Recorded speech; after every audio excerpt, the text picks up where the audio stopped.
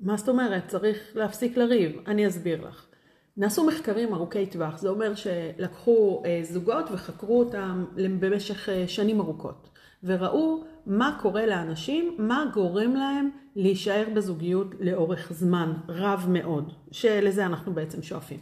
ומה שהם בעצם גילו זה שאותם זוגות, זה לא שהם לא רבו. כי את הריבים עצמם אי אפשר למנוע.